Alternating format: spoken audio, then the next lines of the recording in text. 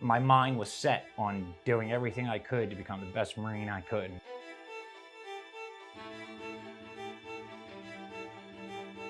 It was October 6, 2006 was the first time I actually got struck by an IED.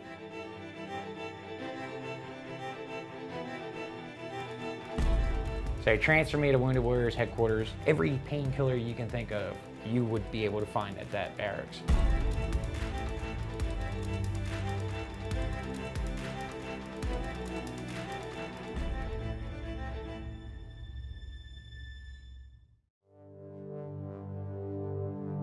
I was in the Chief Scouts sniper team. I was the first one picked, so he picked me on his team.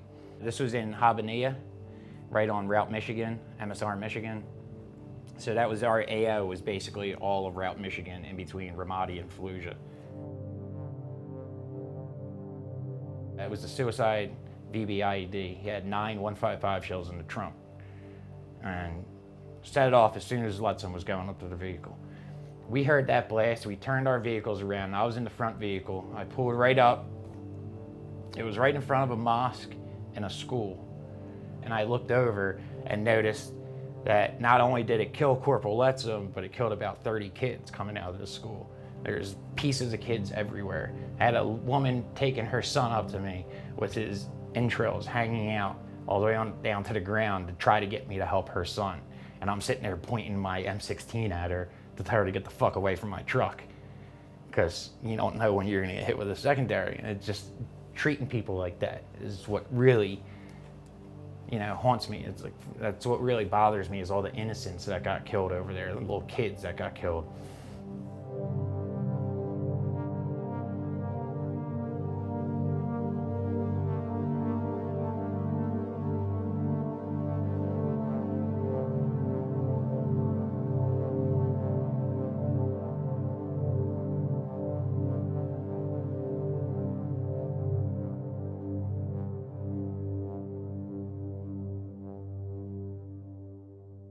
My dad was in the Marines already, did his active duty before I was born. He was like, do anything? He's like, don't do infantry. I was like, if I'm gonna join the Marines, the whole reason I wanna go in is because I wanna do something worth doing. And, I don't wanna be supplying the guys fighting for me. I wanna do the fighting for the country if I can. But I joined 2005 in July. I went to boot camp. My mind was set on doing everything I could to become the best Marine I could and do everything, my power to achieve whatever I could to do the most good in Iraq.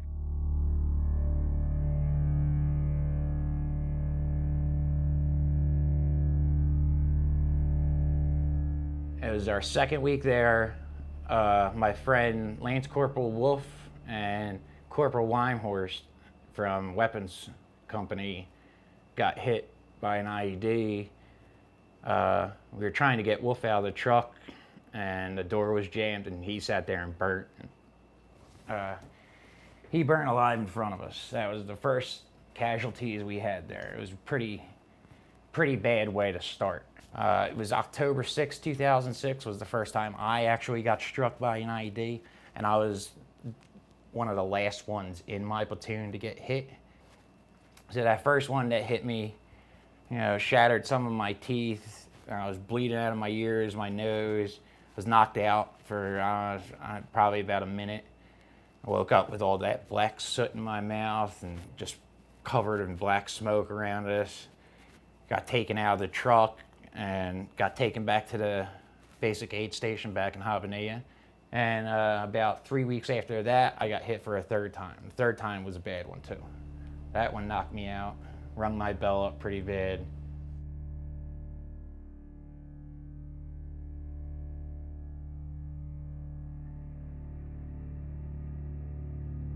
If you weren't missing something and you got blown up over there, you stayed.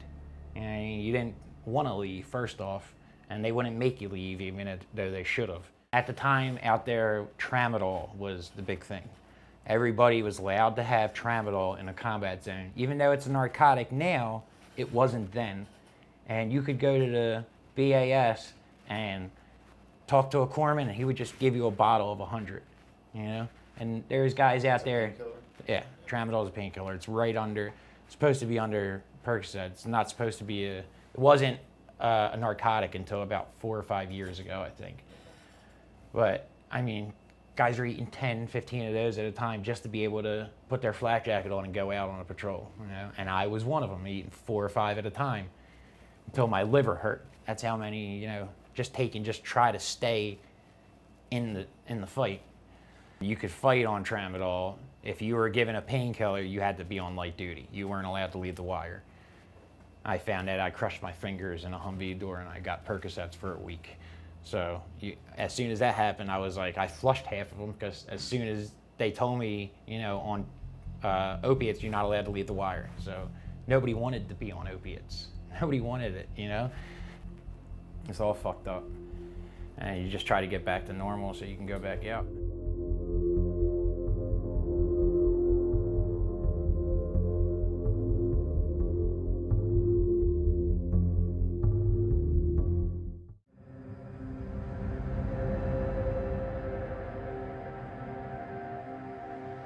So they transferred me to Wounded Warriors headquarters in Bethesda, Maryland, and I want to say January 2009, December 2008 time period. I was there for about 2.5 years. The whole time I was there, I was on opiates and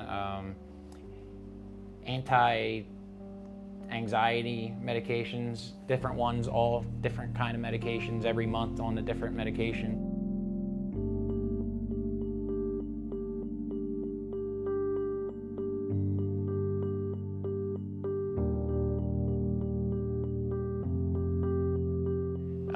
Everybody was on fentanyl, you know, oxycodone, morphine, or not morphine, the morphine pills, Dilaudid, fucking every painkiller you can think of, you would be able to find at that barracks. Watched 2 people overdose while I was in there. You know, so when I got to Wounded Warriors, my main goal was trying to focus on not thinking so much and not feeling so guilty, not having that pain in my heart, you know, in my head of feeling guilty about not going back, and, you know, what happened to the people. Could I have done more in these situations? Could I have saved my buddy if I maybe just did something else? When you're at Wounded Warriors, how many prescriptions are you on at that point? I was on gabapentin, prazosin, oxycodone, fentanyl for a little while, Motrin. I started having points where 1 wasn't enough, and I was taking 2 or 3 to have that breakthrough the pain, to break through that, you know, sharpness of the pain. And then there was times where I wouldn't take them for a day. I was doing something like having fun or being out somewhere, and my medication was back in my room, and I started noticing, you know, discomfort, stomach aches, sweats a little bit, and I realized after I didn't get my painkillers the day I was supposed to, and it was a weekend, so I couldn't get them until Monday, and I was sick the whole weekend. I was up, throwing up. It was the first time I ever felt like really sick from not taking medication. I realized that's what it was. This is why you're still at Wounded Warriors? This is why I'm still at Wounded Warriors.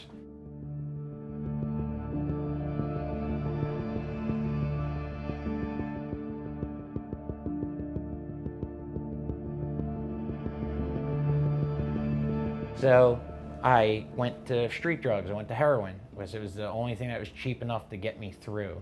I would do like 2 to 4 bags a day. My parents controlled my money and gave it out to me a day. And that's one of the hardest things to do, is have that talk with your parents and actually tell them that, listen, I need to do this until I can find some help. And this is 2014. This is after 4 years of being on them from the VA and 2 years or 3 years of being on painkillers in the military. So I've been on them for the better part of a decade now, you know, going to nothing.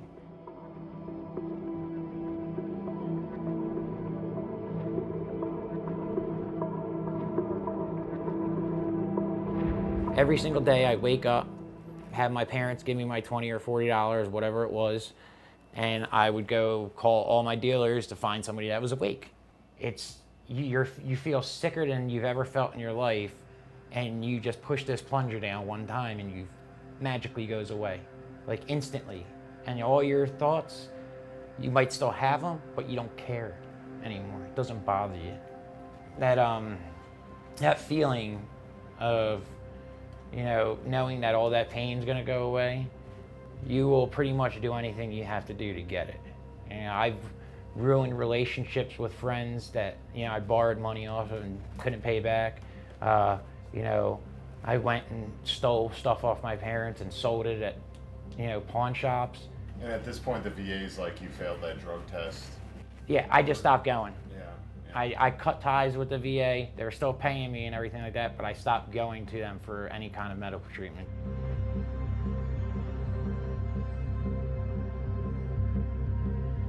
He was actually stealing things from God knows who besides his mother and me. So, it was the typical thing that you go one day and something's missing in the house, you wonder where it went, and you confront him and you just get this blank stare. Right now, this isn't my original wedding ring. He sold that. He sold all sorts of stuff. They would steal things. He ended up scrapping under the boardwalk at the Jersey Shore for copper wire, and that's how he was arrested by one of my friends that I had worked with that, caught him so easily. Here's a kid that was trained as a scout sniper, caught by a guy that's, basically going to Wawa, get coffee and donuts, and he walks right up to him and locks him up. The first 7 days are the worst because you're going through the hard withdrawals. You're not sleeping at all. You're uncomfortable. You don't have any clothing except for a jumpsuit on you. No shoes, no socks. It's usually freezing in there, and you can't eat any of the food because you're just sick all day long. So you're just trying to drink as much water as you can, but you're constantly throwing up, and you have diarrhea the whole time, but you're sitting there on the toilet that's in front of everybody, and there's about 20 other people in the holding cell doing the same thing.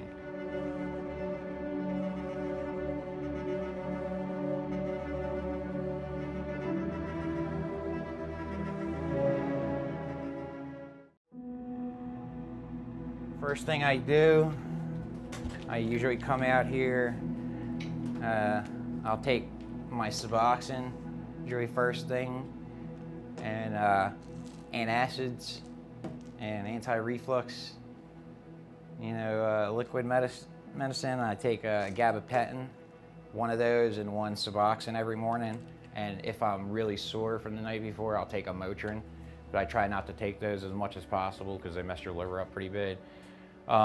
I take my medication, I try to eat something, and usually by that time, I'll sit on the couch because I usually wake up and I'll have cold sweats or stomach pains pretty much on a regular basis every day.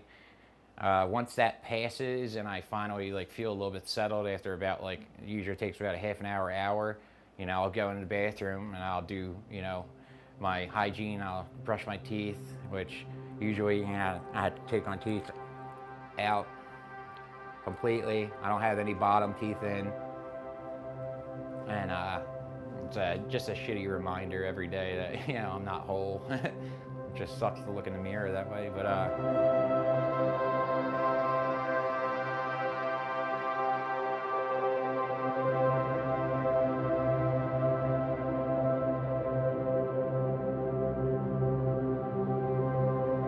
when I got out of jail, I was clean. I went to probation, but I wasn't mentally clean. I was elated that I could go home, and if I had a bad day, I didn't have to deal with people, because it doesn't matter if you're having a bad day in jail. You're living in that shit. Those people, you don't get to pick your roommate. You don't get to pick any of that. And these are all, half of them are all drug addicts because they just felt like doing drugs one day, I didn't choose to become a drug addict. I wasn't in my environment getting out yet, so I didn't know what I was gonna feel like. I'm getting out, I still have all the thoughts. My pain's still there, So, and it's only gonna be a matter of time in that area to where I'm gonna slip up.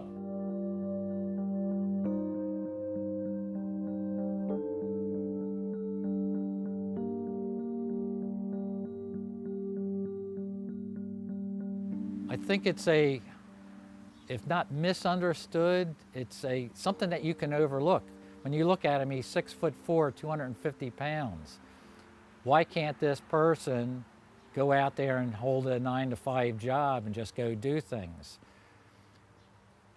I watched him try to put a child's gate on the steps one day coming over my house. After 15 minutes of frustration and holding a level vertically rather than horizontal, I said, listen, just go sit down, I'll handle it. It's a problem. And people don't realize that when they see somebody like him. He's never going to be able to function as a 9-to-5 guy in society.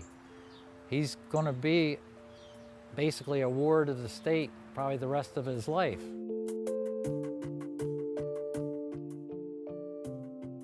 You can't explain to a boss when you have a steady schedule if you're up for 3 days and then all of a sudden you're going to sleep. And you can't, I can't keep any kind of a normal schedule. I can schedule things, but I might have to cancel, I might not. It depends, you know, how I am and how I'm feeling. Like right now, my back hurts so fucking bad that I can't even get in a comfortable position. Yeah. But my back's the least of it. It's the mental thing, I think.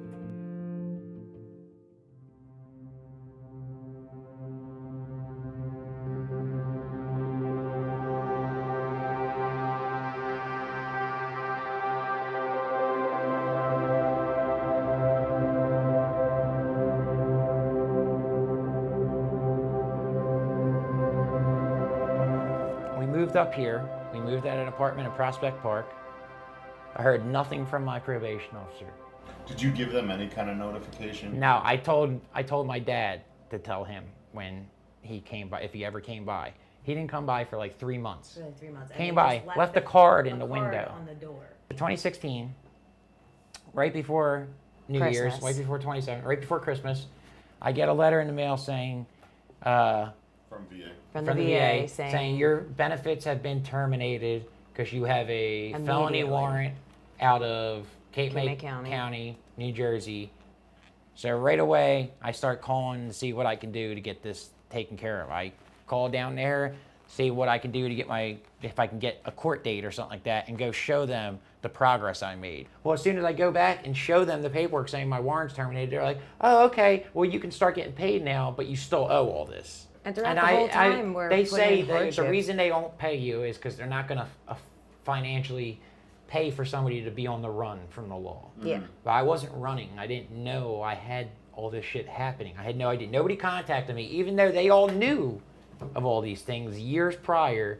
Nobody ever told me that, you know, you have a warrant out, you know, and all this money that we're paying you right now, you're going to have to pay back. Mm-hmm. I would have went and done all this 2 years ago, 3 years ago. You know, I wouldn't have done this with a child.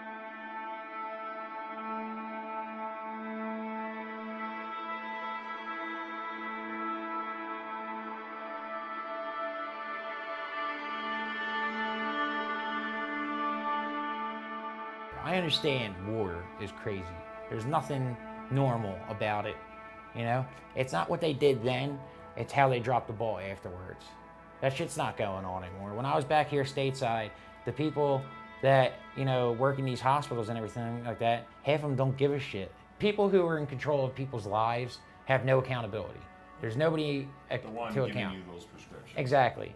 There's nobody saying that, you know what, maybe you're taking too much of these. Maybe, you know, you shouldn't. They give you a contract to sign in the beginning, the first prescription you get, and that's all the information they give you about it. They don't tell you any of the risks, you know, what you're going to deal with when you do get dependent on them, any ways to get off of it.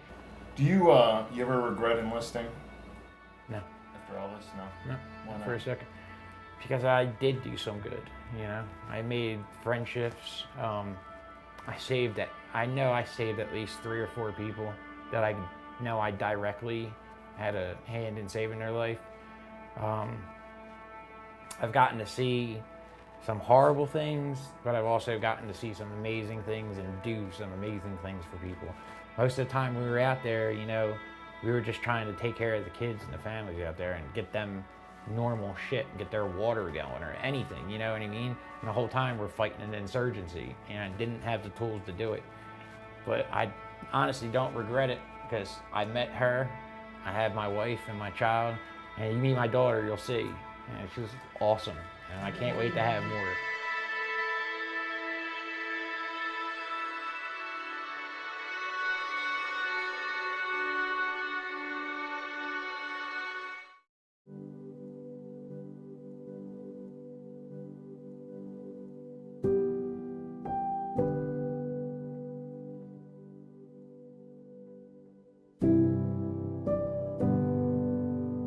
We took our daughter to Disney World, both our daughters to Disney World last year. I made it in about an hour and a half, 2 hours. And Which was great for him. You're completely surrounded by people. It's very uncomfortable as being in crowded places. That's one of my big triggers is having people walk up behind me, touch me from places I can't see. It really gets me in a bad spot. Do you feel like if you had made that trip a few years before, you might not have even made it 90 minutes in there? He wouldn't have made it through the doors, I don't think. I wouldn't have made the walk and the boat ride over to get into. Does that look like progress to you? Oh, yeah. Absolutely progress. Every time, it seems like every couple years I'll like notice where we went to a concert for the first time in like ever. We've never been to a concert where it was like really crowded, loud music, you know, no exit strategy immediately.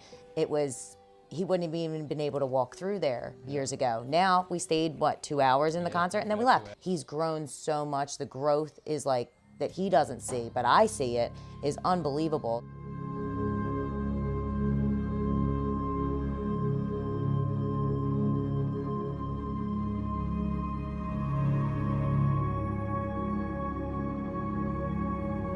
Last time we saw you was in 2018. Right. You're in a very different place, Jon, just based on the time we spent with you then. How would you kind of describe the place you were in then versus the place you find yourself in today? It was more or less just realizing how to live life normally and how to cope with, I guess, you know, my PTSD and the traumatic brain injury and how they affect my life and things that, you know, caused me a lot of problems in the years prior. It was just all learning how to live normal again, you know. Meeting my wife was the biggest thing that got me past all my troubles that were, you know, some self-caused from medicating, and, you know, you can only do that for so long, and it just exacerbates problems, makes everything worse, which nobody knows that going in, you know what I mean? And you're taking what you're supposed to take, and next thing you know, you're addicted to something that you had no intention of ever taking. So, well, last time we saw you, you were dealing with some back issues. You still have the back pain, or is it gotten better? Back pain's actually probably worse. My neck's really starting to act up. I mean, it's pretty bad. I can't, just moving it back, you can hear it cracking. You know what I mean? Yeah. But my lower back pain's still, you know, it still hurts. You know, it's just something you have to deal with.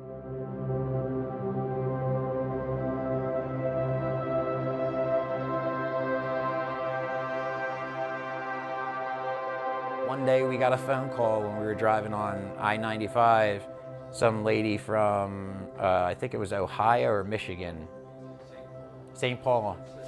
No, Minneapolis, Minnesota, called us and was like, this $101,000, are you gonna work and make any more money than your VA? I was like, no, I can't work. I was like, I'm living totally off my VA disability. She was like, okay, well, wipe the debt out. Just over a phone call. Over a phone. Something that took me weeks of being in the building right in front of these people. And they caused so much distress, and you have a baby, and it was through Christmas. It's like all that stuff, and then just one phone call changed everything.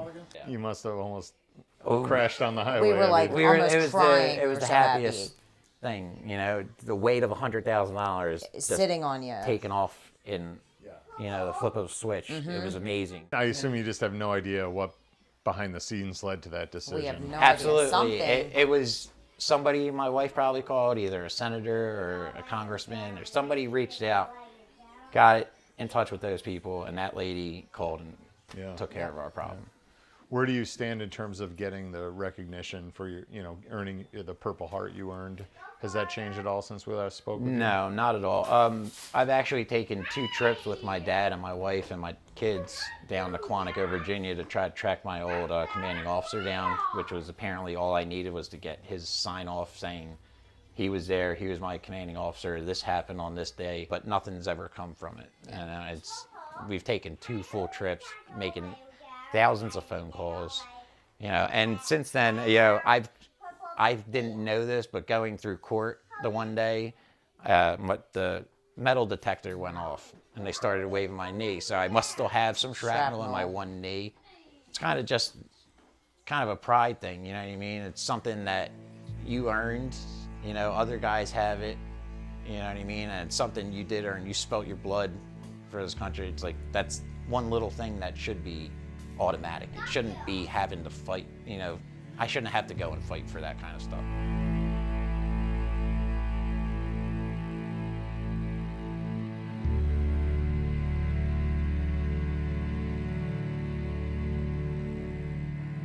Main thing is finding something that makes you happy and living for that. Yep. You know what I mean? And Every day. Making your life about that and focusing on all the good things from that and not living in the past and not worrying about, things that you can't control. Right. And, finding somebody who understands and is empathetic to you is the biggest thing, is somebody who, well, it doesn't matter if, you mess up or anything like that, will still sit there and support you is the biggest help. It's a lot of what helped is living in the moment you're in, not living in the past, and not having that as little as possible affect your now. Because I lost so many years of letting that, cripple me, you know what I mean, from doing anything I wanted to do.